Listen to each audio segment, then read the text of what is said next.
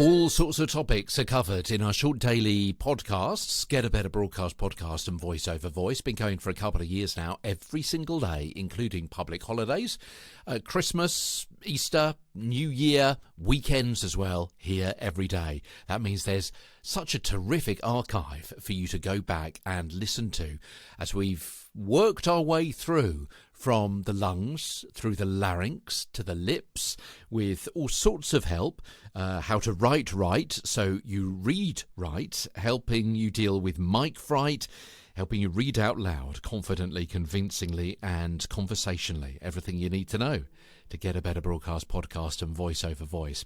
We're about to launch into a series of vocal exercises. Incidentally, some physical and mental exercises are coming in the next few weeks. Physical exercises, to reduce that skeletal strain around your neck and your throat and elsewhere around your body. As we said a few weeks ago, everything is interconnected.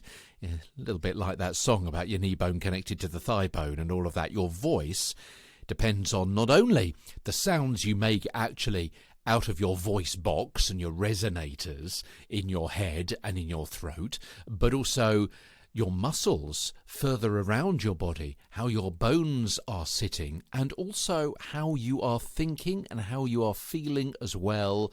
The vocal zone you are in can affect your vocal performance. So, before we start on those exercises, let's go through a few of these bullet points. Like at the gym, always do a warm-up before you do a workout, yeah? You've got to do these warm-ups to help get your voice gradually into shape. So before you actually do a longer series of voice exercises, as I mentioned yesterday, what a workout is, then make sure you do a warm-up first. Now, the first part of the warm-up should also include physical and mental work, as I just mentioned, which we're going to be dealing with a little bit later on in a few weeks' time.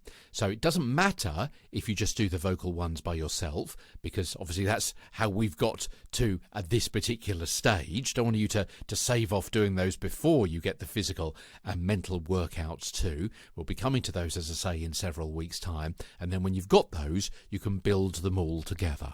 Pace yourself. Vocal exercises should be challenging in a similar way to going to the gym is challenging. And when you stop, you should feel better than when you began. You shouldn't end up feeling sore or hurt. Before you try any new exercise, note how you feel and perform now first.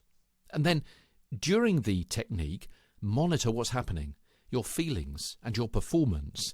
And when you've finished, both immediately afterwards and several days after the routine, gauge again what difference that exercise has made to your sound and your strength. These exercises are generic. They were not designed for you specifically. If you can't make a certain sound, don't worry, try another exercise instead.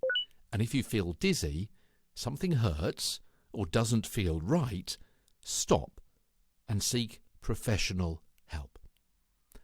Vocal exercise advice on Get a Better Broadcast podcast and Voice Over Voice. So we've gone through, haven't we, about warm-ups and wind-downs and workouts. Tomorrow, why should you be warming up your voice? What does it actually do? And then, later on in the week, we'll move on to the wake-up hum, the ubiquitous panting exercise, and the yawn sigh vocal exercise as Get a Better Broadcast podcast and Voice Over Voice continues. From London, I'm Peter Stewart.